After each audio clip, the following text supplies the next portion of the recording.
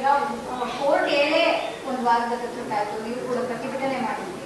ಮೊದಲ ಹಂತದ ಮತದಾನ ಮುಗಿದ ನೆಕ್ಸ್ಟ್ ಡೇನೇ ಬಿಡುಗಡೆ ಮಾಡಿದ್ದಾರೆ ಅಂತಂದ್ರೆ ಅವಾಗಲೇ ಬಿಡುಗಡೆ ಮಾಡ್ಕೋತಿತ್ತಲ್ಲ, ಕೋರ್ಟ್ ಹೇಳಿ ಘೋಷಣೆ ಮಾಡ್ಕೊಂಡಿತ್ತು. ಸೋಲೋ ಭೀತಿ ಏನಾದ್ರು ಕಡಿಮೆ ಸ್ಥಾನ ಬರ್ತವೆ ಅನ್ನೋ ಭೀತಿ ಏನಾದ್ರು ಎದುರಾಗಿರ್ಬೋದು? ಉತ್ತರ ಕರ್ನಾಟಕದಲ್ಲಿ ಸ್ವಲ್ಪ ಹೆಚ್ಚು ರೈತಾಪಿ ಸಂಖ್ಯೆ ಜಾಸ್ತಿ ಇದೆ. ಸೊ ತೀವ್ರ ಬರ ಪರಿಸ್ಥಿತಿ ಇದೆ, ತೀವ್ರವಾದಂಥ ನಷ್ಟ ಕೂಡ ಆಗಿದೆ. ರಾಜ್ಯದ ಎಲ್ಲ ಕಡೆ ನಷ್ಟ ಆಗಿದೆ. ಆದರೆ ಅದು ಪ್ರಮುಖವಾದಂಥ ವಿಚಾರ ಆಗ್ಬೋದು ಏನೋ ಅನ್ನೋಂಥ ಕಾರಣಕ್ಕೆ ರಾಜಕೀಯದಿಂದ ಏನಾದರೂ ಈಗ ನೋಡಿ ಅಭಿವೃದ್ಧಿ ವಿಚಾರನ ಬಿಟ್ಬಿಟ್ಟು ಈಗ ಬೇರೆ ವಿಚಾರಗಳನ್ನು ಚರ್ಚೆ ಮಾಡ್ತಾ ಇದ್ದಾರೆ.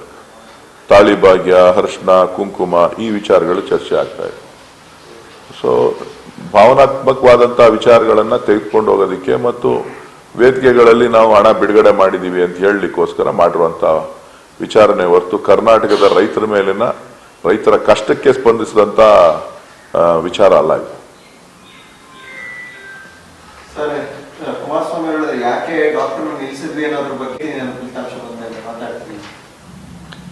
ನೋಡ್ರಿ, ನಿಂತಿದ್ದು ಆಯ್ತು, ಎಲೆಕ್ಷನ್ ಮಾಡಿದ್ದು ಆಯ್ತು, ಜನ ವೋಟ್ ಹಾಕಿದ್ದು ಆಯ್ತು, ಗೊತ್ತಾಯ್ತಾ? ಡಾಕ್ಟರ್ನ ಎಂತಕ್ಕೆ ನಿಲ್ಸಿದ್ರು, ಡಾಕ್ಟರ್ನ ಇವ್ರು ಯಾತಕ್ಕೆ ನಿಂತ್ಕೊಂಡ್ರು, ಅದು ಅವರ ವೈಯಕ್ತಿಕ ತೀರ್ಮಾನಗಳು. ಡಾಕ್ಟರ್ದು ಅಷ್ಟೇನೇನೆ, ಪಕ್ಷದ್ದು ಅಷ್ಟೇನೆ. ಯಾರನ್ನು ನಿಲ್ಬಾರ್ದು, ಪ್ರಜಾಪ್ರಭುತ್ವ ವ್ಯವಸ್ಥೆನಲ್ಲಿ ಯಾರನ್ನು ನಿಲ್ಬಾರ್ದು ಅಂತ ಹೇಳಲಿಕ್ಕೆ ಆಗೋದಿಲ್ಲ.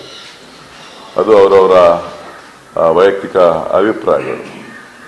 ನಾನು ಮಾಧ್ಯಮಗಳೇ ತಮ್ಮ ಮುಖಾಂತರ ಕ್ಷೇತ್ರದ ಎಲ್ಲ ಮತದಾರರಿಗೆ ಇವತ್ತು ಬಹಳ ಶಾಂತಿಯುತವಾಗಿ ಚುನಾವಣೆಯನ್ನು ನಡೆಸಿದ್ದಾರೆ. ಜೊತೆಗೆ ಸಾಕಷ್ಟು ಆರೋಪಗಳು, ಚುನಾವಣೆ ಫೇರ್ ಆಗಿ ನಡೆಯೋದಿಲ್ಲ, ಹಂಗಾಗುತ್ತೆ ಹಿಂಗಾಗುತ್ತೆ, ಇದನ್ನ ಪ್ಯಾರಾಮಿಲಿಟರಿ ಫೋರ್ಸ್ ಬರಬೇಕು, ಅದು ಬರಬೇಕು ಅಂತಕ್ಕಂಥ ಅನೇಕ ಭಯದ ವಾತಾವರಣವನ್ನು ಸೃಷ್ಟಿ ಮಾಡುವಂಥ ಪ್ರಯತ್ನಗಳನ್ನು ಮಾಜಿ ಪ್ರಧಾನಮಂತ್ರಿಗಳ ಆದಿಯಾಗಿ ಎಲ್ಲರೂ ಕೂಡ ಮಾಡಿದರು. ಅನೇಕ ಬಾರಿ ಪ್ರೆಸ್ ಮೀಟ್ಗಳನ್ನು ಮಾಡಿದರು, ಕಂಪ್ಲೇಂಟ್ಸ್ಗಳನ್ನು, ದೂರುಗಳನ್ನು, ಪ್ರತಿನಿತ್ಯ ದೂರುಗಳನ್ನು ಬರಿತಾನೆ ಇದ್ರು.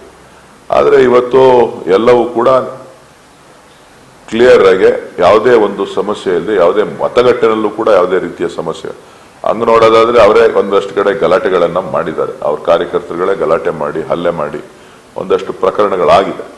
ಆದರೆ ಚುನಾವಣೆಯಲ್ಲಿ ಸಣ್ಣ ಪುಟ್ಟ ಗಲಾಟೆಗಳು ನಡೆಯುವಂಥದ್ದನ್ನ ನಾನು ದೊಡ್ಡದು ಮಾಡಕ್ ಹೋಗಲ್ಲ. ಅವ್ರಿಗೆ ಅದಕ್ಕೆ ರಾಜಕೀಯದ ಬಣ್ಣ ಕಟ್ಟೋದ್ರಲ್ಲಿ ದೇವೇಗೌಡರ ಕುಟುಂಬ ಬಹಳ ನೈಪುಣ್ಯತೆಯನ್ನು ಪಡೆದಿದ್ದಾರೆ. ಸೊ ಹಾಗಾಗಿ ನಾನು ಅದ್ರ ಬಗ್ಗೆ ಮಾತನಾಡಲಿಕ್ಕೆ ಹೋಗೋದು.